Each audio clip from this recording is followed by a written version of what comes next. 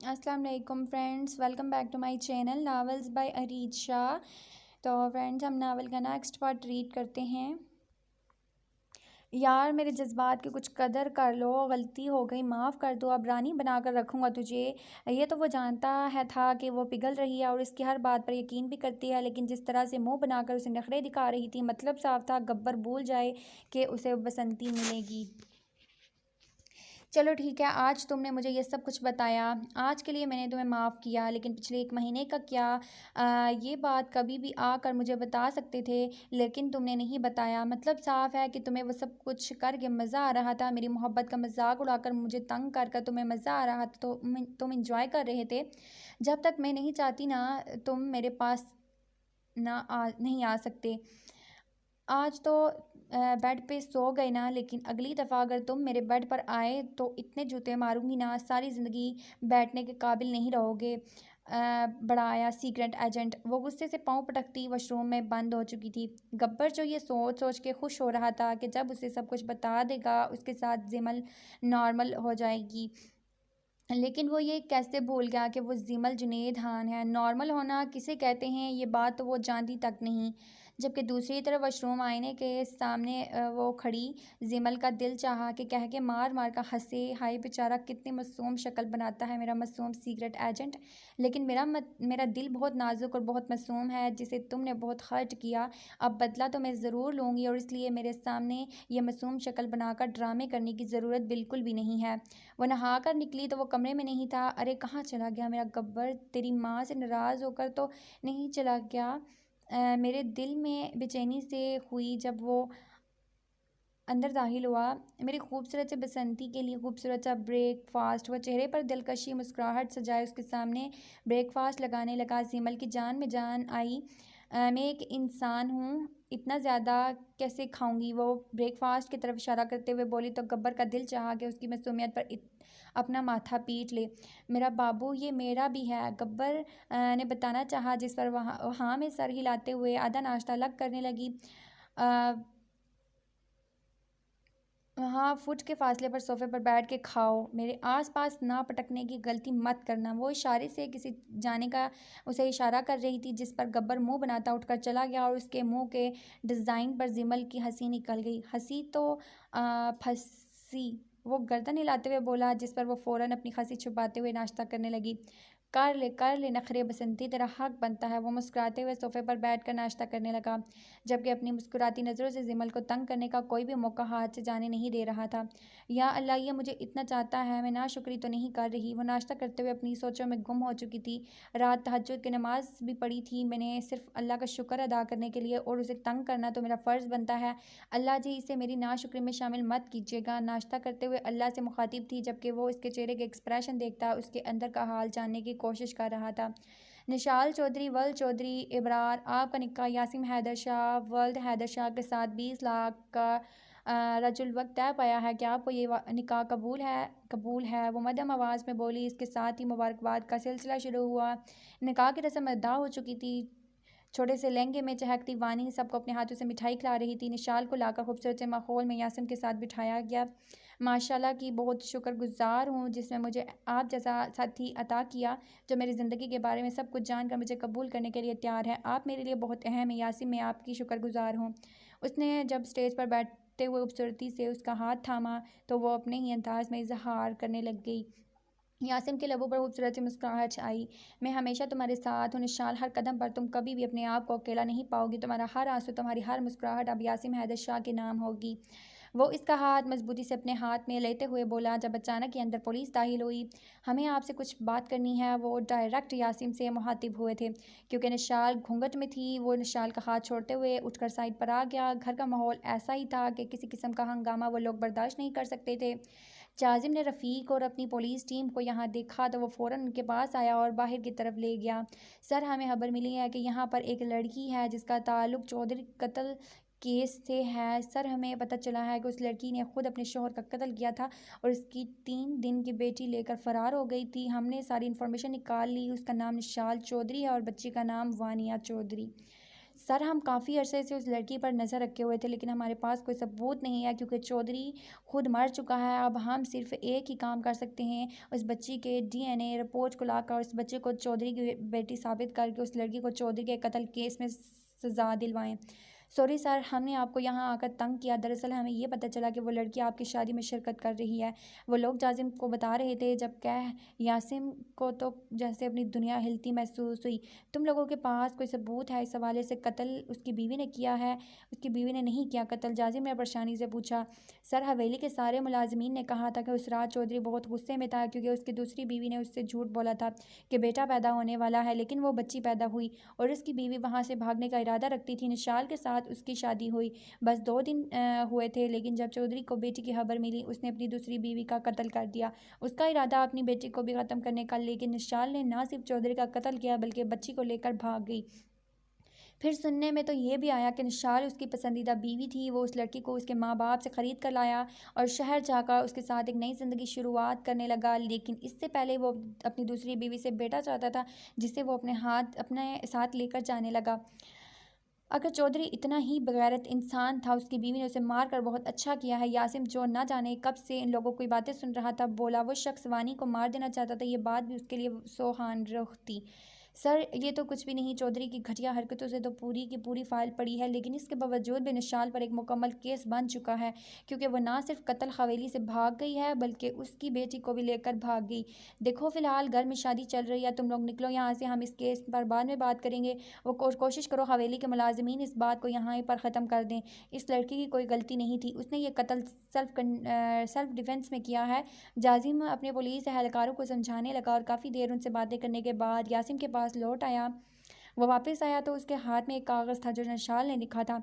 हम पिछले 5 साल से इस पर काम कर रहे हैं, मुझे बिल्कुल अंदाज़ा नहीं था वो लड़की निशाल निकलेगी, लेकिन निशाल को हमें सबके बारे में बता देना चाहिए था। निशाल को ये कत्ल करते हुए मुलाजमीन ने देखा नहीं है, सिर्फ एक शक के तौर पर वो लोग कह रहे हैं कि कत्ल निशाल ने किया है। और सबसे अहम बात कि निशाल की कोई भी तस्वीर या किसी भी किस्म का कोई सबूत उन लोगों के पास नहीं है। ये सब लोग सिर्फ एक शक के तौर पर कह रहे हैं क्योंकि इंशाल्लाह उस दिन से हवेली से वो गायब हुई। और सबसे अहम बात कि हम निशाल को आसानी से इस केस से हटा सकते हैं, लेकिन फिर भी बात वही है, निशाल ने ये सब कुछ हमें बताया क्यों नहीं? जाजिम परेशानी से बोला। नहीं जाजिम, निशाल ने मुझे सब कुछ बताया था। हाँ तुम इस केस को हैंडल करो, निशाल का नाम कहीं भी नहीं आना चाहिए। वो मेरी बीवी है। वो इसके कंधे पर हाथ रखते हुए खामोशी से अंदर चला गया। पुलिस वालों की बातें सुनकर उसे बहुत गुस्सा आया, लेकिन वह निशाल पर गुस्सा नहीं कर पाया क्योंकि इस ख़त में सब कुछ लिखा था, एक एक बात एक उसने सब कुछ उसमें लिख दिया था। सब चीज़ों का सिर्फ इल्ज़ाम था, वो कातिल नहीं थी। वो खामोशी से आकर उसके पास बैठा और इसका हाथ मजबूती से अपने हाथ में थाम लिया। निशाल ने ज़रा सी मज़ाहमत करना चाही, लेकिन वो अपना हाथ छुड़वा नहीं पाई। फिर खुद ही मुस्कुराकर नज़र झुका गई। मैं तुम्हारी ज़िंदगी में कोई मुश्किल नहीं आने दूंगा निशाल, तुमने जितना सहना है सह चुकी हो, अब तुम पर आने वाली हर मुश्किल को पहले मेरा सामना करना होगा। वो उसके हाथों को अपने लबों से लगाता वादा कर रहा था उससे, जबकि निशाल नज़रें झुकाकर सिर्फ मुस्कुरा गई। निशाल ने आगे पीछे वालों को देखना चाहा जब वो इसे जानू के साथ खेलती नजर आई। आपको बेटियां कैसी लगती हैं यासिम? वो इसे देखकर पूछने लगी, जबकि यासिम की बात की गहराई तक वो जाकर पहुंच चुका था। अल्लाह की बनाई गई सबसे खूबसूरत तहलीक। वह नरमी से मुस्कुराता हुआ उसे देखने लगा जो भाग कर इसकी तरफ आई। ओह मामा बाबा, दूल्हा दुल्हन बनने के कुछ रूल्स होते हैं, इस तरह से बातें नहीं करनी चाहिए। वो दोनों को डांटते हुए बोली, जिस पर वो दोनों मुस्कुराकर हाँ में सर हिला के कि अब वो बातें नहीं करेंगे। आखिर वो दूल्हा दुल्हन बनने के रूल्स तोड़ तो नहीं सकते थे। यासिम ने कमरे में कदम रखा तो वह दुल्हन बनी उसका इंतज़ार कर रही थी और इसके कुछ करीब ही उसके कानों में सरगोशी करती वानी शायद उसे दुल्हन बनने के रूल्स बता रही थी, क्योंकि आज सुबह से वो इन दोनों को बस रूल्स ही बता रही थी। यासिम मुस्कुराते हुए कमरे में आया और इसके करीब बैठते इसकी बातें सुनने लगा। वानी, ये आपके हाथ में क्या है? वो इसके हाथ में पकड़े कागज़ को देखते हुए बोला। पापा साईं, ये लिस्ट है, ये सारी चीज़ें मुझे चाहिए। वो कागज़ को इसकी तरफ करते हुए बताने लगी, जिस पर यासिम ने मुस्कुराते हुए कागज़ को अपने हाथों में लिया। वानी ने उससे कहा था जिस दिन वो इसका बाबा बन जाएगा वो इससे अपनी हर चीज़ लेगी। इसने लिस्ट पढ़ना शुरू की जिसमें बारबी डॉल, चाय वाला बैग, पता नहीं और क्या क्या चीज़ें थी, लेकिन वह जानता था ये सारी वह ख्वाहिश हैं जो शायद निशाल पूरी नहीं कर सकती। शायद यही वजह थी जो खसरत लेकर बैठी थी और अपनी माँ से भी नहीं कहा था, लेकिन उसने वानी को इजाज़त दी थी, तुम्हें जो भी चाहिए तुम अपने बाबा से मांग सकती हो। न जाने क्यों उस शख्स पर इतना भरोसा होने लगा था। ये सब कुछ मेरी जान को अभी चाहिए या सुबह, वो मुस्कुराते हुए पूछने लगा, जिस पर वो सुबह कह कर बाहर आती ज़ीला को देख रही थी, जो हाथ में स्टोरी बुक पकड़े उसका इंतज़ार कर रही थी। ज़ीला ने उससे वादा किया था कि वो रात को उसको स्टोरी सुनाएगी और अब अपने वादे के मुताबिक वो उसे बुला रही थी, जिस पर वो खुशी खुशी उस और यासिम को गुड नाइट कहते हुए कमरे की तरफ जा चुकी थी। वानी के जाने के बाद उसने उठकर दरवाज़ा बंद किया और एक बार फिर उसके करीब आ बैठा। आप शाम को कहाँ गायब हो गए थे? वो शायद यहाँ आने से पहले कब पूछ रही थी। उसने बाहर जाते हुए इसे देखा था। कुछ ज़रूरी काम निपटाने गया था और तुमसे कुछ ज़रूरी बातें भी करनी है। निशाल, नई ज़िंदगी शुरू करने से पहले बहुत सारी ऐसी बातें हैं जो हम दोनों को पता होनी चाहिए। निशाल, तुम्हारे माँ बाप ने जो काम किया है वो एक बहुत बड़ा गुनाह है। एक लड़की को इस तरह से बेचना एक बहुत बड़ा गुनाह है। बेशक निकाह में ही सही, लेकिन उन्होंने तुम्हारा निकाह पैसों के लिए करवाया था और इन लोगों को इस गुनाह की सज़ा मिलेगी। मैं जानता हूँ शायद तुम्हें ये बहुत बुरा लग रहा होगा, लेकिन जो सच है वो सच है। और वानी, निशाल, तुम मुझे गलत मत समझना, लेकिन वानी का DNA टेस्ट होगा और वो चौधरी की बेटी है, इसलिए शायद उसे हमसे दूर करने की कोशिश की जाए। निशाल, मैं चौधरी के माँ बाप के पास गया था और उसका बाप ये केस ख़त्म करने के लिए सिर्फ उस कंडीशन पर तैयार है जब उसे उसकी पोती मिले।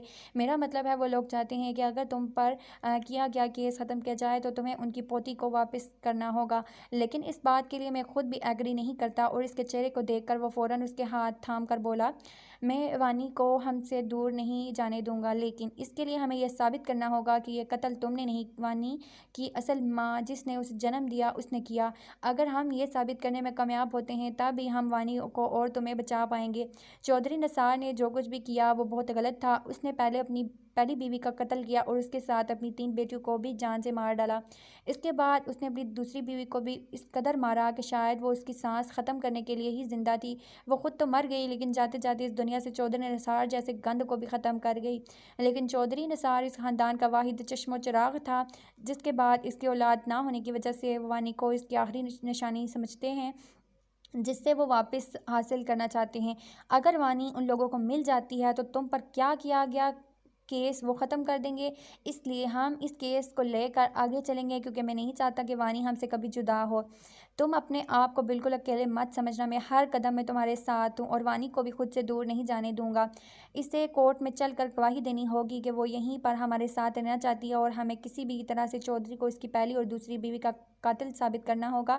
अगर चाहता तो तुमसे छुप कर भी ये सब कुछ कर सकता था। मेरे लिए इस तरह के केसेस हैंडल करना कोई मुश्किल काम नहीं है, लेकिन तुमसे कुछ भी छुपाना नहीं चाहता था, इसलिए तुम्हें सब कुछ बता रहा हूँ। लेकिन तुम बिल्कुल बेफिक्र रहो, वानी के हवाले से भी, इस केस के हवाले से भी तुम्हारा नाम कहीं भी नहीं आएगा। मैं चौधरी को ही कातिल साबित करके उस केस को हमेशा के लिए ख़त्म कर दूंगा।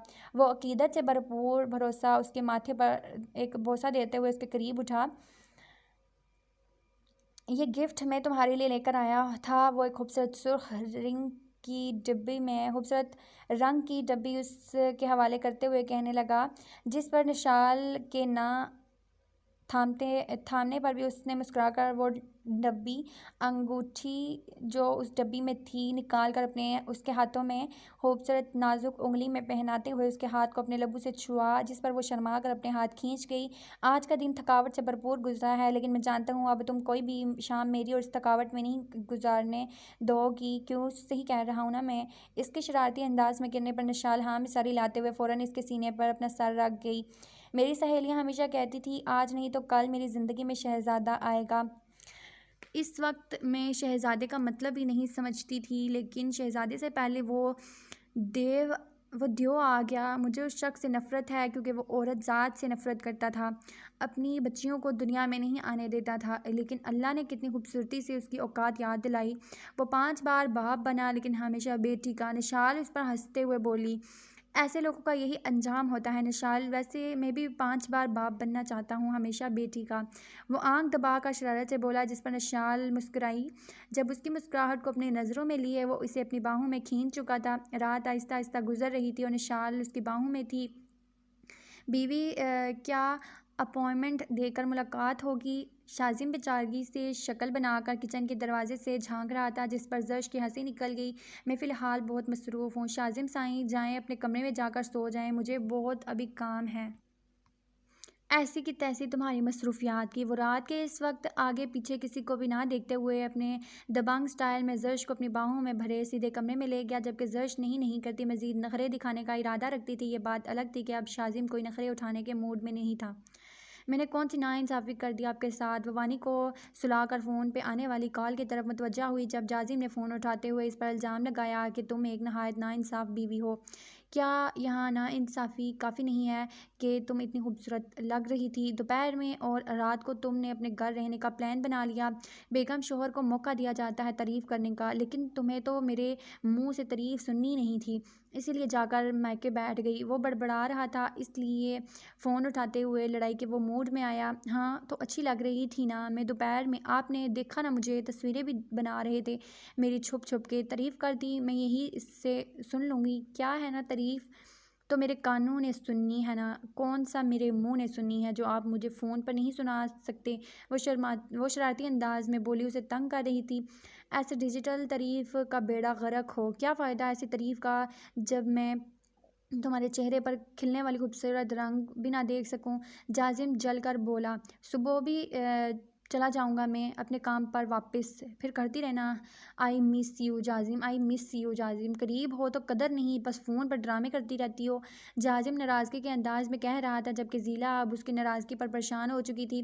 क्या जाजिम, ऐसा तो ना कहें आप, मुझे सच्ची में आपके कदर है, मैं आपसे सच में प्यार करती हूँ और आपको बहुत मिस करती हूँ। वैसे भी दिन में मैंने आपसे पूछा भी था रात रहने का, तो आपने कहा था चली जाओ, तो अब आप क्यों नाराज़ हो रहे हैं? वो रोने वाले अंदाज में बोली, हाँ तो बेगम सबके सामने पूछोगी तो यही कहूँगा ना, मना तो नहीं कर सकता, मत जाओ, ऐसे कह सकता हूँ मैं?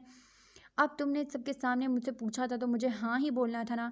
वहाँ सबके सामने मना करके जालिम शोहर तो नहीं बन सकता था, लेकिन तुम्हें मेरी खामोशी भी समझनी चाहिए। वो अब भी नाराज़गी से बोल रहा था। जाजिम, मुझे नहीं आती आपकी ये खामोशी वाली लैंग्वेज, फिर भी आइंदा कोशिश करूँगी, लेकिन पहले आप वादा करें आप मुझ पर इस तरह से कभी दोबारा गुस्सा नहीं करेंगे।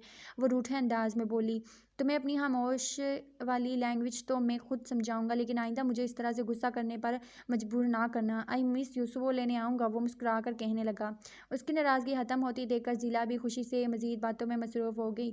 क्या कहा था आपने, ये लड़की अब दोबारा इस घर पे नहीं रहेगी? ये भी अभी तक क्यों है यहाँ पे? आपने कहा था जैसे ही शादी ख़त्म हो जाएगी तो चली जाएगी। शादी ख़त्म हो गई यहाँ से। वो इंतहाई नज़ाकत से अपने हाथ पैर के मसाज करते हुए गर्म लहजे में बोली, यार अब मैं धक्के मार कर तो नहीं निकाल सकता ना उसे। जानू साई ने कहा है कि ये लड़की उसे बिल्कुल पसंद नहीं है और दाइम के आस पास भी बिल्कुल ना आए। तुमने ही तो कहा था ये। वो उसे सुबह वाली बात याद करवाते हुए बोला।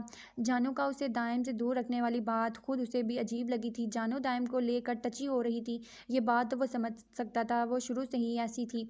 जिस इंसान पर अपना हक समझती थी उसे सिर्फ अपने ही करीब रखती थी, किसी दूसरे के इतनी आसानी से करीब नहीं होने देती थी। और यही यहाँ तो मसला दूसरी लड़की का था, और जो भी था जैसा भी था वो जानू का शोहर था, और अपनी बहन के शोहर को तो वैसे भी इधर उधर मुंह मारने हरगिज़ नहीं देगा। हाँ बिल्कुल, आप उसे दाइम लाला से दूर करके अपने पास बिठा लें। मैं कह रही हूँ बहराम साईं, ये उसकी आखिरी रात है यहाँ मेरे घर में, इसके बाद उसे निकालें आप यहाँ से। मुझे बिल्कुल भी पसंद नहीं है ये लड़की। और देखा आपने कैसे नखरे दिखाती है, जैसे हम सब तो पैदा ही उसकी ग़ुलामी के लिए किए हैं। ये मैं नहीं कर सकती। वो इसकी नकल उतारते हुए तेज़ तेज़ हाथ हिलाती, कभी इधर कभी उधर स्टाइल से चलती, मुकम्मल तौर पर उसकी कॉपी कर रही थी, जिस पर ना चाहते हुए भी बहराम हंसने लगा। यार तुम लड़कियां भी कितनी अजीब होती हो ना, खुद सीधे मुंह बात नहीं करती हो और गलती से कोई दूसरा हमें मुंह लगा ले तो वो भी तुम लोगों से बर्दाश्त नहीं होता। बहराम उसे मज़ीद गुस्सा दिलाते हुए बोला, जिस पर वो उसे घूरते हुए मारने लग गई। बहुत शौक चढ़ा है ना मुंह लगने का। वो बुरी तरह से उसे मारते हुए गुस्से से बोली, जबकि बहराम उसकी नाजुक कमर में हाथ डालता उसके दोनों हाथों को थाम कर बेड पर गिराते हुए खुद उसके ऊपर गिर चुका था। इसकी इस हरकत पर दिल के चलते हाथ अचानक थम गए। बहराम की गर्म सांसें अपने चेहरे पर महसूस हुई।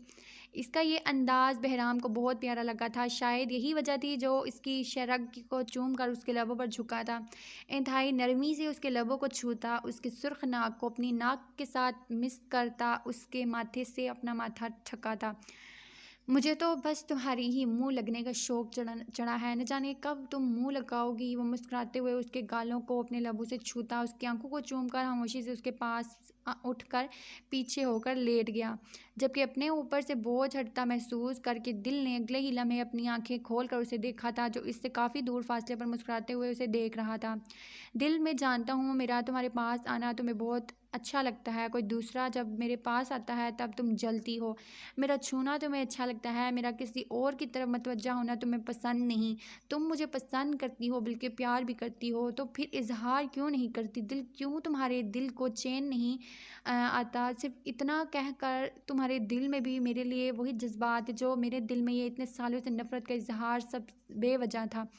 क्यों इतने वक्त से मेरे दिल को बेचैन रखा हुआ है? दिल, क्या तुम एक बार ये नहीं कह सकती कि तुम्हारा वो नफ़रत का इज़हार गलत था? तो मुझसे मोहब्बत तुम करती हो, मेरे साथ खुश हो? वो उससे काफ़ी फासले पर बैठा उससे पूछ रहा था, जबकि हर बार की तरह आज भी दिल के पास कोई जवाब नहीं था। वो ऐसे सवालों से बचने के लिए इसके करीब से उठकर चले जाने लगी, जब अगले लम्हे बहराम ने उसका हाथ थाम कर अपनी तरफ खींचा। तुम बेशक नज़रें फेर लो दिल, लेकिन तुम्हारी आंखें चीख चीख कर मुझसे अपनी मोहब्बत का इजहार करती हैं। तुम्हारी आंखें मुझे बार बार अपनी तरफ मुतवज्जा करती हैं और कहती हैं, देखो इन आंखों में अपने लिए मोहब्बत, लेकिन इन लबों को कभी अपनी आंखों का साथ नहीं देती। क्यों? बस एक बार मेरे दिल की बेचैनी ख़त्म कर दो। क्यों नहीं सुकून देती हैं? सिर्फ एक बार अपने मुंह से मेरे लिए यही इजहार करके क्यों नहीं बता देती मुझे कि तुम भी मुझसे बेतहाशा चाहती हो मुझे, शायद इससे भी ज़्यादा जितना मैं तुम्हें चाहता हूँ। लेकिन हर अंदाज़ मुझे तुम्हारी मोहब्बत का एहसास दिलाता है, लेकिन तुम्हारा लहजा क्यों अलग है? क्यों तुम नहीं कह सकती एक बार कि जैसे मैं बेबस हो चुका था, उसके सामने बस एक बार उसके लबों से अपने लिए वो इजहार मोहब्बत सुनना चाहता था, जो बरसों से वो उसके हर अंदाज में अपने लिए नोट करता था।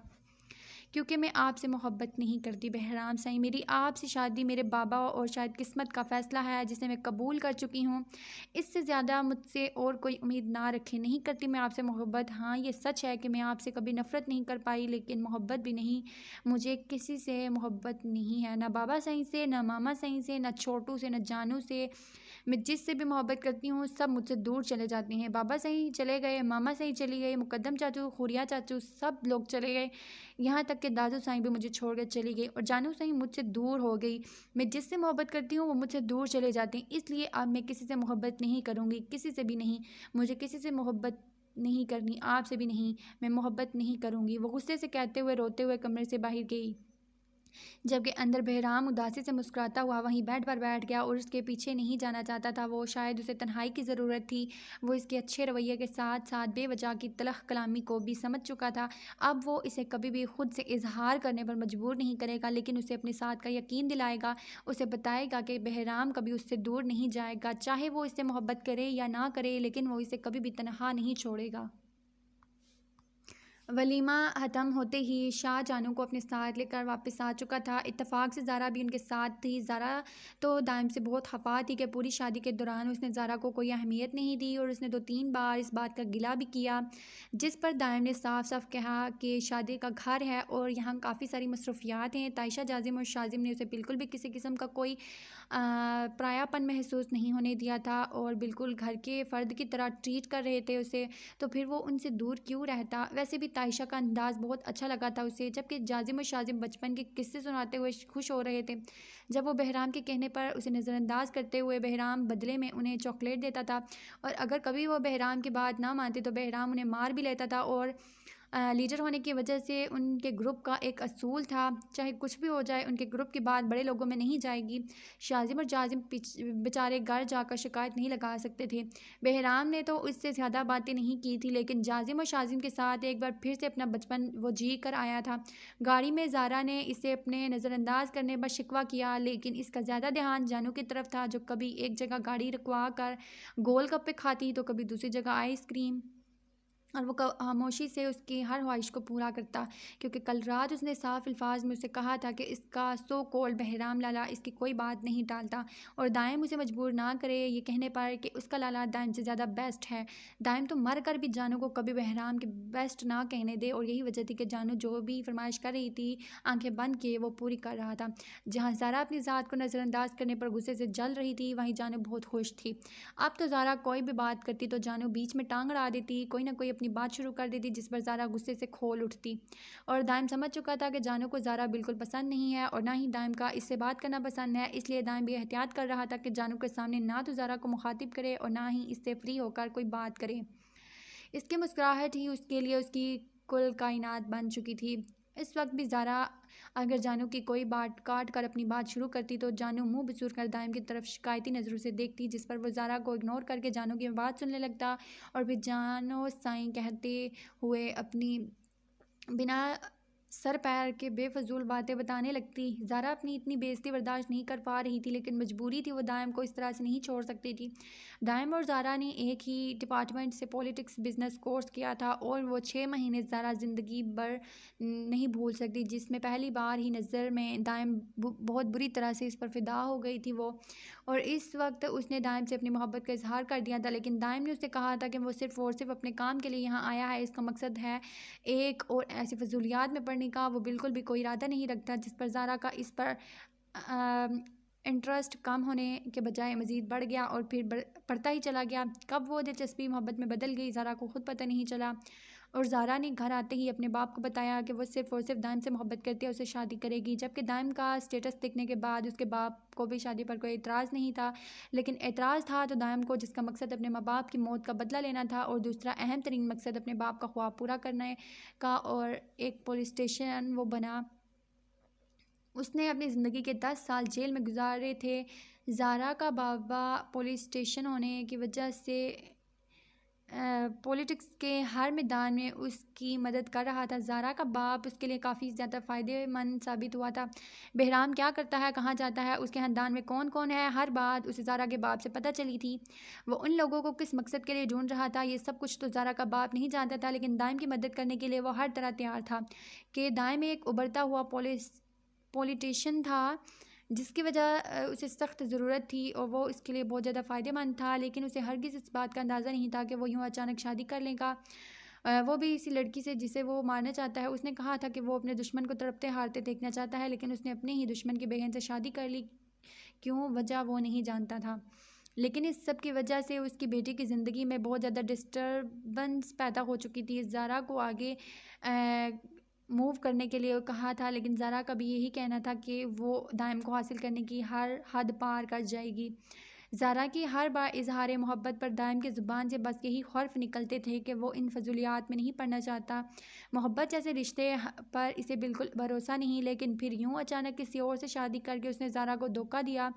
ज़ारा के मुताबिक ज़ारा का ज़िद्दीपन और दाइम के लिए जुनूनी मोहब्बत देखते हुए ही इसके बाप ने इसे इस बात की इजाज़त दी थी कि वो दाइम के घर चली जाए और इस लड़की को ना सिर्फ उसकी ज़िंदगी से निकाले, बल्कि उसके साथ अपनी डील के बारे में भी याद करवाए, जो कि उसके लिए बहुत अहम थी। घर पहुंचते ही जानू साईं चिल्लाते हुए घर के अंदर दाखिल हुई, जहां बड़ी अम्मा साईं बेचैनी से उसका इंतज़ार कर रही थी। वो जाते ही इनके गले लगकर न जाने कितनी देर उनके साथ चिपकी रही। जब फिर उसे अपने बेबी याद आ गया, दाइम ने एक नज़र उसके दांतों वाले खरगोश को देखा। उसका दिल उस जानवर को दुम से पकड़ कर कहीं दूसरे जहान फेंक आने को चाहा, जो कभी उसकी जानू के चेहरे को छू रहा था, तो कभी उसके नाजुक से हाथों की नरमाहट को महसूस कर रहा था।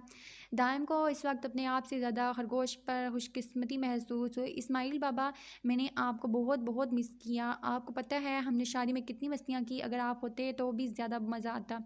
मैं आपके सर पर माऊ वाली ढोलकी रखती, हाय फिर आप अपनी कमर पे हाथ रख कर कमर लचकाते चलते, वो हाथ पे हाथ मारती, उनसे बातों में मसरूफ़ थी। जबकि इस्माइल बाबा, जो किसी से भी सीधे मुँह बात नहीं करते थे, उसकी बातों को एंजॉय करते हुए खुद भी कहका लगाकर हंसने लगे। इस सब के लिए तो जैसे हवेली की रौनक वापस आ गई थी। वाजिद भी बेचैनी से जानू साईं की वापसी का इंतज़ार कर रहा था। यही वजह थी कि दाइम से मिलने से पहले वो जानू साईं से मिला था, और फिर जानू मरियम से मिलने पर मसरूफ़ हो गई। मरियम थोड़ी हिचकाते हुए इसके गले से लगे। शायद अपने आप को उसकी बहन नहीं बल्कि मुलाजमा ही तस्वर करती थी, लेकिन फ़र्क था ज़ारा और जानू में, तरबियत का फ़र्क। जानू को ऐसी तरबियत मिली थी जिसमें इंसान को इंसान समझा जाता है, बेशक वो मुलाजिम ही क्यों ना हो। और ज़ारा के बारे में तो जैसे घर के मुलाजिमों को पता ही ना था कि यहाँ पर कोई ज़ारा भी रहती है। वो तो आते ही जानू का चीखना चिल्लाना बर्दाश्त ना करते हुए अपने कमरे में बंद हो गई। ये लंबी टांगों वाली मिस टुक टुक के मिजाज गर्म लग रहे हैं, बड़ी मसाई मुंह बनाते हुए कहा। जानू के नाम देने की वजह से अब घर में सब लोग उसे इसी नाम से पुकारते थे। उफ, कितने नखरे करती है ये लड़की, अगर आप शादी पे देखते तो बेहोश हो जाती। लेकिन आप फिक्र ना करें, मैंने दाइम को ज़रा भी इसे अपने उनके पास भी भटकने नहीं दिया। समझाया था, बिल्कुल वैसे ही इन्होंने किया। जानू फर्माबरदार बहू की तरह बताने लगी, जिस पर बड़ी अम्मा साईं हाँ में सर हिलाकर बाल देखने लगी।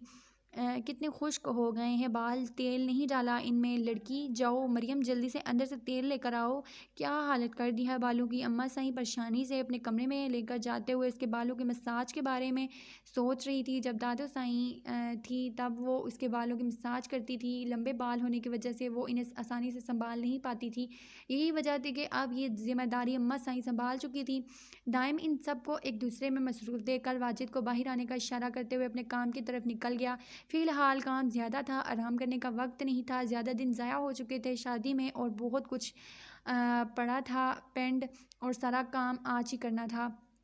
वलीमा की रस्म ख़त्म होते ही जाजिम ज़ीला को अपने साथ लेकर चला गया था। उसने कहा था कि बहुत उठा लिया मेरी नरमी का फ़ायदा, आप मेरी बीवी वापस करें। जिस पर हैदर ने मुस्कुराते हुए ज़ीला का हाथ जाजिम के हाथ में थमा दिया और उसे जाने की इजाज़त दी। दावतों का सिलसिला शुरू हुआ तो वानी बोर हो गई, और वैसे भी इसे अपनी दादू साईं के साथ वक्त गुजारना बहुत पसंद था। नूर को तो बस वानी की शरारतें ही मज़ा दे रही थी। कभी वो इस तरफ घूमती, कभी तो उस तरफ। इसकी वजह से इस खामोश घर में रौनक आई। वानी ना सिर्फ पढ़ाई में वो बहुत अच्छी थी, बल्कि टीवी की सरगर्मियों से लेक्चर, क्रिकेट के बारे में भी सब कुछ वो जानती थी। और इस वक्त वो नूर के दुपट्टे को साड़ी बनाकर कैट वॉक करके देख रही थी। इतनी छोटी सी बच्ची और इतनी एक्टिव नूर को पहले तो वो ऐसे नहीं लगी थी। हाँ, तब वो इसके बारे में कम जानती थी, लेकिन इसका अंदाज़ बता रहा था कि वो नूर की बहुत करीब होती जा रही है। चलिए दादू साईं, अब आप मुझे कैट वॉक करके बताएं। नूर का दुपट्टा उसके हवाले करते हुए खुद बेड पर नूर वाली जगह पर बैठकर उसे ज़बरदस्ती उठा चुकी थी। वो तो ठीक है बेटा साईं, लेकिन मैं तुम्हारे जैसे नहीं कर पाऊँगी, नूर ने कहा। दादू साईं, आप ट्राई तो करें, होगा। अगर नहीं हुआ तो मैं किस लिए हूँ, मैं सिखाऊंगी आपको। वह साड़ी उसकी कमर में बांधते हुए बोली। ये यहाँ पर कौन सा फैशन चल रहा है। हैदर ने कमरे में कदम रखा जब नूर ने अगले ही लम्हे दुपट्टा अपने कमरे में उतार कर बेड पर फेंका। अरे कुछ नहीं, मैं इसके साथ खेल रही थी। मैंने यासिम और निशाल को अपनी सहेली के घर दावत पर भेजा है, इसने कहा कि ये नहीं जाएगी तो इसे मैंने अपने पास रख लिया, और तब से मुझसे वो भी काम करवा रही है जो मेरे माँ बाप ने भी मुझसे नहीं करवाए, नूर ने बेबसी से बताया, जबकि हैदर कहका लगाते हुए वानी को अपनी गोद में उठा चुका था। दादा साईं, आपको कैट वॉक आती है। अब वो उनकी तरफ इशारा करते हुए बोली। बेटा साईं, कैट वॉक तो नहीं आती, लेकिन सिंपल वॉक करने चलते हैं। नूर जहां अब उसकी क्लास लगने का इंतज़ार कर रही थी, उसके जवाब पर बदमज़ा हुई। दादो साईं, चलें आप भी हमारे साथ। कैट वॉक तो आपसे होती नहीं, चलें सिंपल वॉक कर लेते हैं। वो मुँह बिसूरते हुए बोली। मतलब इतना थका कर भी उसे कैट वॉक नहीं हुई थी। और कहाँ नूर अपने आप को एक ही दिन में सुपर मॉडल समझने लगी। हाँ चलो, वैसे भी तुम्हारी कैट वॉक मेरे बस से बाहर है। वो अपनी चादर लेते हुए हैदर के पीछे आई, जबकि वानी अब हैदर से बातों में मसरूफ़ हो चुकी थी। ठीक है, कहते हैं बड़े पोते पोतियों को संभालना दुनिया का सबसे मुश्किल काम है। नूर चलते हुए इसके पीछे आई, जबकि इसके बाद पर हैदर भी मुस्कुराया। मेरे सामने वाली खिड़की में एक चांद का टुकड़ा रहता है, अफसोस ये है कि वो हमसे कुछ उखड़ा उखड़ा रहता है। इजहार वाली लड़ाई के बाद बहराम ज़रूरत से ज़्यादा फ्री हो चुका था। ज़रा के जाने वो बाद वापस अपने कमरे में जा चुकी थी, और उस वक्त वो अपने कमरे के बाहर अपने और बहराम के कपड़े इस्त्री कर रही थी, जबकि बहराम अपनी खिड़की पे खड़ा गाना गा रहा था। माना कि इसकी आवाज़ अच्छी थी, लेकिन कोई अच्छा सा गाना ना भी तो गा सकता था, लेकिन उसे तो मिला ही ऐसे ही गाने थे। इन रोमांटिक और सड़ू किस्म के गाने अपनी बीवी के लिए इस तरह के गाने कौन गाता है, लेकिन वो शख्स है। काश मुकद्दम चाचू साईं आप जिंदा होते, कम अज़ कम अपने बेटे को रोमांटिक गाने तो सिखाते। वो कपड़ों पर तेज़ इस तरह चलाते आसमान की तरफ देखती बोली।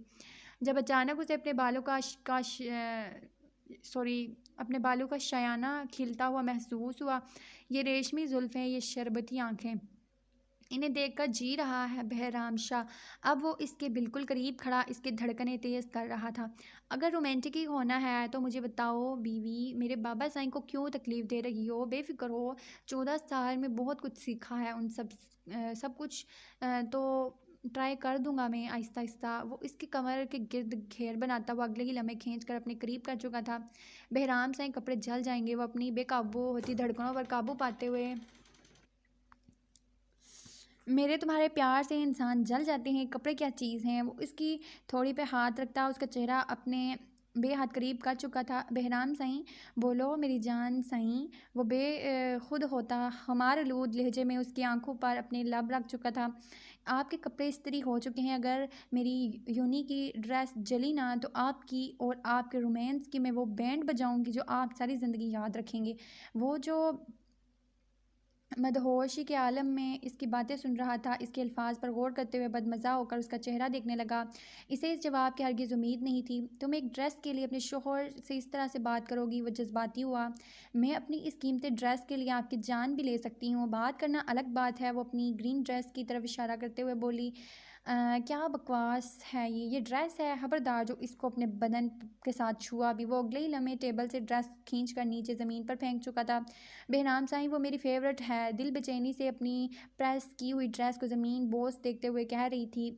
दिल साईं तुम्हारा फेवरेट सिर्फ बहराम शाह होना चाहिए, तुम्हारे लिए क्या क्या चीज़ उसकी फेवरेट है ये तुम्हें सब कुछ मिल जाएगा, लेकिन तुम ये नहीं पहनोगी। ये तो क्या, अपनी अलमारी से सारे कपड़े निकाल दो, एक से बढ़कर एक बकवास कपड़े इकट्ठे किए हुए तुमने। आज से तुम्हारी ड्रेसिंग मेरी पसंद की होगी।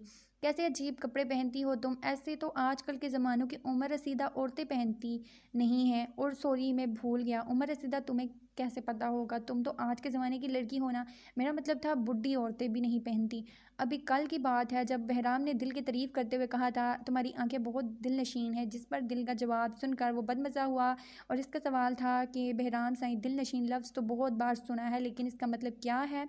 बहराम ने जब मसनूई गुस्से से मतलब समझाया तो वो आगे से मज़ीद गुस्सा होकर कहने लगी कि मुझे पता है, बस भूल गया था। और मैं आज की लड़की हूँ, मेरे साथ आज के ज़माने की बात किया करें, ना कि पिछले ज़माने की बातें। और तभी बहराम को बहाना मिल गया था उसे तंग करने का। कान खोलकर सुन ले, मैं आपकी पसंद के कोई कपड़े नहीं पहनूंगी, सब कुछ अपनी पसंद का पहनूंगी। हाँ, लेकिन आप अगर चाहें तो मैं आपकी ड्रेसिंग चेंज कर सकती हूँ, वो इसे ऑफ़र करते हुए बोली, जबकि बहराम इसकी कोई भी बात सुनने के बगैर ही अलमारी से कपड़े निकाल कर बेड पर फेंक रहा था। मैं तो तुम्हारे हुक्म का गुलाम हूँ, तुम जो कहो मुझे कबूल है। अब वो बेड से उसके कपड़े उठाते हुए बाहर लाया। हाँ ठीक है, आज से मैं आपकी ड्रेस डिसाइड करूँगी, लेकिन आप मेरे कपड़े कहाँ लेके जा रहे हैं? ज़मीन पर क्यों फेंक रहे हैं? वो अधूरी बात पर भागकर उसके पास पहुंची, लेकिन क्योंकि उसके कपड़े ज़मीन पर फेंके जा रहे थे। अरे मेरी जान, देखती जाओ क्या कर रहा हूँ। वो कपड़ों को आग लगाते हुए अगले लम्हे अपनी तरफ खींच चुका था, क्योंकि अब वो आग की तरफ जा रही थी। बहराम से नहीं, प्लीज़ नहीं, मेरे सारे कपड़े जल रहे हैं। अच्छा मैं नहीं करूँगी आपकी ड्रेसिंग, प्लीज़ मेरे कपड़े तो ना जलाएं। तुम्हें जो करना है करो दिल, मुझे तुम्हारी किसी बात पर कोई इतराज़ नहीं है, लेकिन आज के बाद ये बदरंग और फीके रंगों के कपड़े तुमने पहने तो अगली बार कपड़ों के साथ तुम्हारी अलमारी भी जला दूंगा। और मेरा शोना बेबी, मेरे साथ ऐसी ज़िद मत किया करो, मैं भी बहुत ज़िद्दी हूँ। वो अपने लबू से उसके गाल पर जारहाना लम्स छोड़ता उसे बाहर आने का इशारा कर रहा था। यकीनन अब वो इसे मनाने के लिए उसे शॉपिंग पर ले जाने का इरादा रखता था, जबकि दिल पैर पटकते कमरे में जा चुकी थी। लेकिन कमरे में आकर उसे याद आया कि उसके पास अब कोई कपड़े पहनने को नहीं, और सुबह उसका यूनिवर्सिटी जाना भी बहुत ज़रूरी है। वो जिस तरह से पैर पटकती अंदर गई थी, उस तरह से पैर पटकती वापस आकर गाड़ी में बैठ गई, जबकि उसके अंदाज पर बहराम खुल कर मुस्कुराते हुए गाड़ी स्टार्ट कर चुका था। शादी को एक हफ्ता गुजर चुका था। जिमल उसे भरपूर नखरे दिखा रही थी, लेकिन फिर भी वो शर्माता। कभी उसके पास आ जाता तो वो परेशान हो जाती, क्योंकि कहीं ना कहीं दिल में उसकी चाहत को महसूस करने की कोशिश थी। यही वजह थी कि वो जब भी उसके करीब आता वो कहीं खो सी जाती।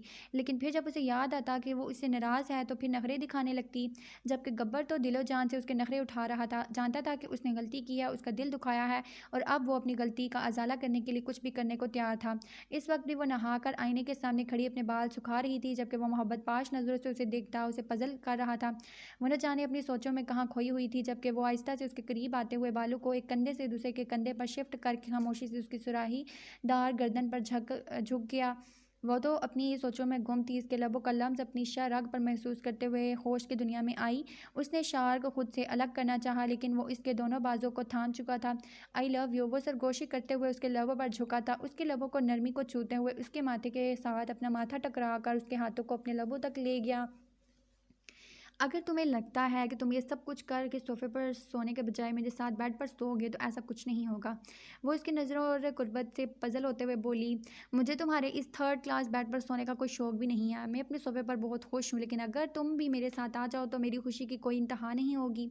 पिछले 1 हफ्ते से मुसलसल सोफे पर अपनी कमर तोड़ रहा था। उसे अब भी सोफे पर सोने से कोई प्रॉब्लम नहीं थी, जब तक जिमल से दिल उसे माफ़ नहीं कर देती। देखो, मेरा सोफ़ा बड़ा है और तुम्हारे बेड से ज़्यादा मज़ा आएगा इस पे। यहाँ वो एक आंख दबा के शरारत से बोला। अगले ही लम्हे वो खुद से दूर करते हुए बेड पर अपना तकिया ठीक करने के लिए सोने लगी। तो जाकर मरो वहीं पर, मुझे क्यों तंग कर रहे हो? वो गुस्से से कहती लेट गई, जबकि वो मुंह बसूर कर रोज़ की तरह सोफे पर लेटा।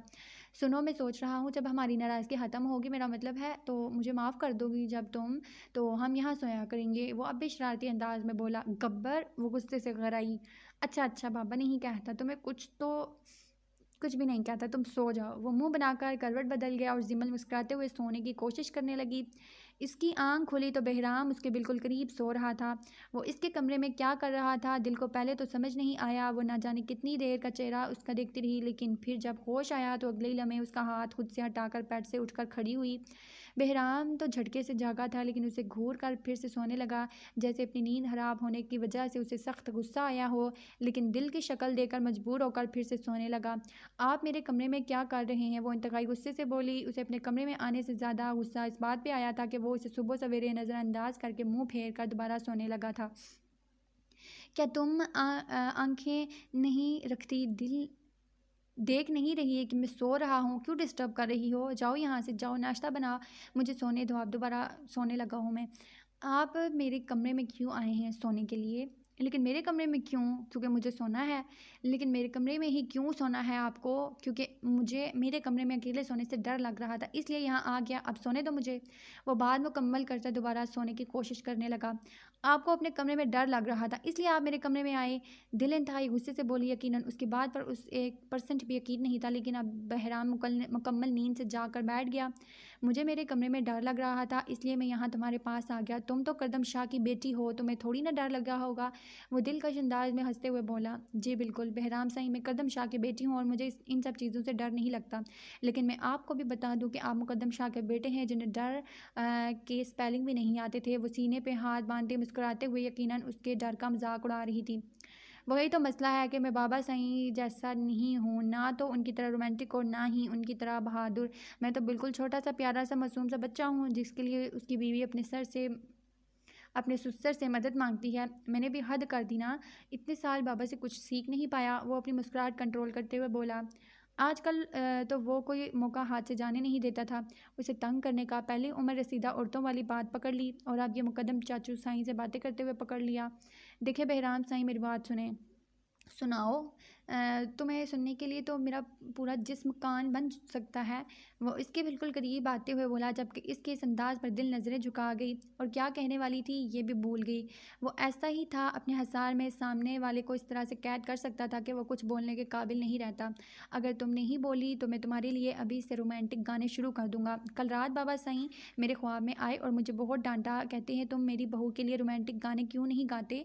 कैसे बोरिंग इंसान हो तुम, मेरा नाम ख़राब कर रहे हो। बस फिर क्या था, मैंने रात को ही इंटरनेट से रोमांटिक गाने याद किए तुम्हारे लिए, लेकिन फिर मुझे भी बहुत डर लग रहा था। वो क्या है गाने सुनते सुनते साथ वाले जंगल से एक चुड़ैल मेरे कमरे में आ गई। फिर क्या था, मैं हाथ पैर सर पे रखे भागकर तुम्हारे कमरे में आया और यूँ तुम्हारे साथ चिपक के सो गया। वो अगले ही लम्हे उसे अपनी बाहों में भरते हुए खुद में भींच कर बोला। बेराम सही छोड़े, मुझे सब समझ में आ चुका है। मुझे आप यहाँ ना सिर्फ मुझे तंग करने के लिए आए हैं, अभी के अभी निकलें मेरे कमरे से, वरना वरना तुम खुद पर कंट्रोल नहीं कर पाओगी। वो अगले ही लम्हे तुम्हारे अंदर की नावलों वाली हीरोइन जाग जाएगी और फिर मेरा वही हाल होगा जो तुम्हारे नावलों की हीरो का होता है, और मैं अपना वो हाल करवाने के लिए दिलो जान से तैयार हूँ। जब अगले ही लम्हे दिल उसको धक्का मारते हुए तकरीबन 4 से 5 फुट के फासले पर जा रुकी। आप एक इंतहाई बेशरम इंसान हैं और आपके साथ एक कमरे में रहना नामुमकिन है।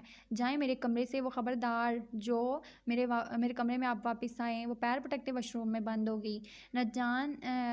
ना जाने सही, अब तो सवाल ही पैदा नहीं होता कि बहराम शाह तुमसे दूर जाए। बहराम ने हंसते हुए उसके साइड टेबल पर पड़ी डायरी उठाई और उससे एक नोट लिखते हुए दोबारा उसके तकिए को बाहों में भींच कर सो गया। दिल जब फ्रेश होकर बाहर आई तो अपनी डायरी के साथ छेड़छाड़ दिखते फ़ौरन उसके पास आई। वो अभी तक उसके बेड पर पुरसुकून नींद सो रहा था।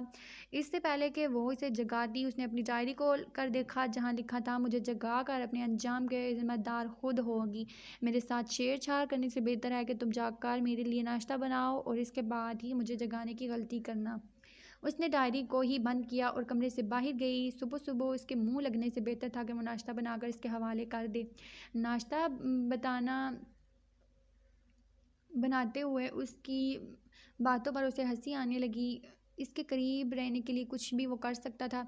अभी वो नाश्ता बनाने में मसरूफ़ थी। इसका फ़ोन बजा। अनजान नंबर से फ़ोन आता देखकर पहले तो वो परेशान हुई, लेकिन फिर सोचा हो सकता है जानू साईं का नंबर हो, क्योंकि वो कभी मरियम के फ़ोन से फ़ोन करती थी तो कभी दाम के फ़ोन से, और अगर कभी कभी तो बड़ी अम्मा साईं के फ़ोन से भी करने लग जाती थी। हेलो, अस्सलाम वालेकुम, उसने फ़ोन उठाते कहा।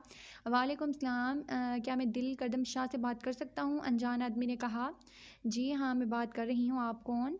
जी, मैं कराची यतीम खाने से बात कर रहा हूँ। मुझे आपको बहुत ज़रूरी बात बतानी है। क्या आप आ सकती हैं? लेकिन मेरा वहाँ क्या काम? दिल ने परेशानी से कहा। मेरे ख़्याल में आपका यहाँ आना बहुत ज़रूरी है। आपको एक बहुत अहम बात बतानी है आपके वालिद के हवाले से। प्लीज़ आप जल्द से जल्द यहाँ आ जाएँ, ये बहुत ज़रूरी है। सामने वाले इंसान शायद इल्तिजा कर रहा था।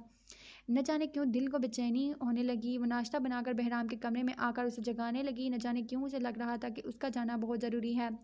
बहराम को इस तरह की फ़जूल कॉल अच्छी नहीं लगती थी। अगर इतना ही ज़रूरी था वहाँ जाना तो वो फ़ोन पर ही बता देता कि क्या बात थी, आने का कोई फ़ायदा नहीं। लेकिन उस तरह से अधूरी बात बताकर फ़ोन बंद कर देना बहराम को गुस्सा दिला गया था। लेकिन दिल की बेचैनी को देखते हुए उसने भी जाने का फ़ैसला किया। सुबह का वक्त था। दाइम अभी अभी नहा कर निकला। जब अलमारी से शर्ट निकाल कर पहनने लगा, अभी उसने शर्ट के 2 बटन बंद किए थे जब अचानक उसे पीछे से 2 हाथ अपने शर्ट पर महसूस हुए। इस कमरे में जानू के अलावा और कोई नहीं आ सकता था, इसलिए उसके चेहरे पर मुस्कुराहट आई जो डिम्पल भर की वजह से मज़ीद खूबसूरत हो चुकी थी। लेकिन फिर वो ठुटका। जानू अपने आप इसके इतने पास नहीं आ सकती थी। अब उसका हाथ उसकी शर्ट से नीचे उसके सीने को छू रहा था, जबकि उसने अपना सर दाम की पीठ के साथ जोड़ कर रखा था। उसने एक नज़र उसके हाथ को देखा, फिर अगले ही लम्हे हाथ पकड़कर उसे खुद से धक्का देकर दूर किया। लेकिन दरवाजे पर जानू को खड़ा देखकर परेशान हो गया। ज़ारा के लबों पर मुस्कुराहट थी, जबकि जानू वहीं कमरे से बाहर निकल गई। दाइम, वो बच्ची है, तुम्हारे जज्बात को नहीं समझ पाएगी। दाइम, वो कभी तुम्हें नहीं समझ सकती। देखो, उस वक्त भी तुम्हें मेरे साथ देखने के बावजूद भी वो कमरे से बाहर निकल गई। वो तुम्हें पसंद नहीं करती, ना ही तुमसे मोहब्बत करती है। दाइम, मेरी बात को समझने की कोशिश करो। जितनी मोहब्बत मैं तुमसे करती हूँ कोई नहीं कर सकता, और ये लड़की तो हरगिज़ भी नहीं। वो तो तुम्हारे जज्बात को समझती तक नहीं है। वो तो मोहब्बत को नहीं समझती, जानती ही कुछ नहीं। दाइम, मेरी मोहब्बत को बस एक मौका दो, मैं तुम्हारे लिए हर हद पार कर जाऊँगी। दाइम, मुझे बस एक मौका। ज़ारा अगर अपनी मोहब्बत को साबित ना कर पाए तो खुद अपने हाथों से अपनी जान ले लेगी। ज़ारा आंसू बहाने लगी। ज़ारा, चुप हो जाओ। तुम जानती हो तुमने क्या किया है। वो बीवी है मेरी। मैंने बताया था ना तुम्हें कि हमारा साथ मुमकिन नहीं है। मैं मोहब्बत करता हूँ उससे। वो क्या समझ रही होगी मेरे बारे में? वो परेशानी से बोला। चलो मेरे साथ और बताओ उसे कि उसने जो देखा झूठ है। चलो मेरे साथ। वो गुस्से से उसका हाथ थाम कर बोला और घसीटते हुए बाहर ले आया, जहाँ बाहर जानू खड़ी नज़र फेर चुकी थी। जाने शाह, मेरी बात सुनो। तुम्हें गलत फहमी हुई है और ज़ारा तुम्हारी गलत फहमी को दूर करेगी। जानू बेबी, ज़रा बीबी का सारा सामान पैक करके गाड़ी में रखवा दें, मरियम ने कहा। बहुत अच्छा किया मरियम दीदा। ज़ारा जी, अब आप जा सकती हैं, उसे देखते हुए बोली, जबकि ज़ारा और दाइम दोनों शॉक्ड हो चुके थे। क्या मतलब है तुम्हारा कि मेरा सामान पैक करो? तुम मुझे घर से निकाल रही हो? वो गुस्से से बोलकर दाइम की तरफ देखने लगी। तुम्हारी बीवी मुझे घर से निकाल रही है, तुम कुछ कहोगे नहीं? उसे उम्मीद थी दाइम ज़रूर कुछ कहेगा। दाइम बाबा क्या कहेंगे? ज़ारा बीबी, अब आपको अपने घर जाना चाहिए। वो क्या है ना, कुंवारी लड़कियों का इस तरह से दूसरे घर के लोगों के साथ रहना अच्छी बात नहीं है। ओ जस्ट शट अप। तुम तो चुप रहो। नौकरों को मालिकों के मिसाल में नहीं बोलना चाहिए। वो इंतहाई बदतमीज़ी से बोली। आप खामोश रहें, बात करने की तमीज़ नहीं है आपको, आपके घर वालों ने सिखाया नहीं है कि बड़ों से किस तरह से बात की जाती है।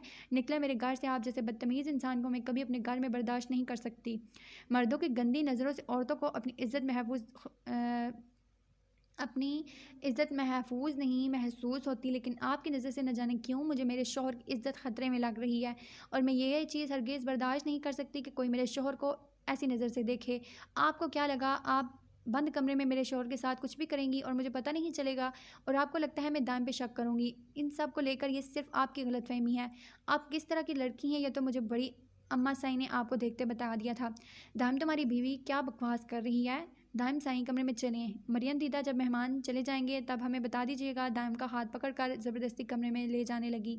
दाइम अपनी बीवी को समझाओ कि मैं यहाँ से, ये इसका घर है ज़ारा, वो जिसे रखना चाहेगी रखेगी और जिसे निकालना चाहेगी निकालेगी। मेरा ख्याल है तुम भी बहुत दिन हमारे घर रह चुकी हो, अब तुम्हें यहाँ से जाना चाहिए। और जहाँ तक हमारे बिज़नेस डील की बात है तो वो सारी बातें हम ऑफिस में करेंगे, और अगर तुम्हारे बाबा ये डील कैंसिल करना चाहते हैं तो मुझे कोई प्रॉब्लम नहीं है।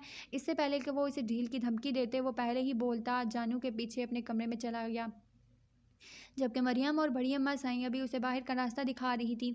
मैं तुम्हें इतनी आसानी से माफ़ नहीं करूँगी, देख लेना, इस बेइज्जती का बदला मैं तुमसे ज़रूर लूँगी। वो गुस्से से घर से बाहर निकली और अपने हाथ में पकड़े मोबाइल से अपने बाप को फ़ोन करने लगी, और अपने घर जाते हुए वो अपने बाप को सब कुछ बता चुकी थी। हाँ तो बताएं, आपने हमें क्या यहाँ पर क्यों बुलाया है? बहराम इस वक्त ऑफिस में बैठा उनसे पूछ रहा था, जबकि वो ना जाने किसको बुलाने का ऑर्डर देकर बहराम को कुछ बता रहे थे। लेकिन बहराम को इनकी फालतू बातों में कोई इंटरेस्ट नहीं था। वो तो बस ये जानना चाहता था कि ये लोग करदम शाह के बारे में इसने क्या बात करना चाहते हैं इससे। जब कमरे में एक 15 साल लड़का दाखिल हुआ जो काफ़ी कमज़ोर लग रहा था, लेकिन इसका चेहरा उसे किसी की याद दिला गया। दिल बेचैनी से सामने खड़े उस लड़के को देखने लगी जो अपनी आंखों में आंसू लिए हसरत भरी नज़रों से दिल की तरफ देख रहा था। ये ईसा है, ईसा करदम शाह का बेटा। इस आदमी ने उठकर खड़े होते हुए लड़के की तरफ इशारा किया। अब लड़का दिल के करीब खड़ा हो चुका था। बहराम तो इसका चेहरा देखकर पहले ही समझ चुका था वो कौन है, जबकि दिल बेचैन अपने गले लगाए फूट फूट कर रोने लगी। अस्सलाम वालेकुम friends, welcome back to my channel.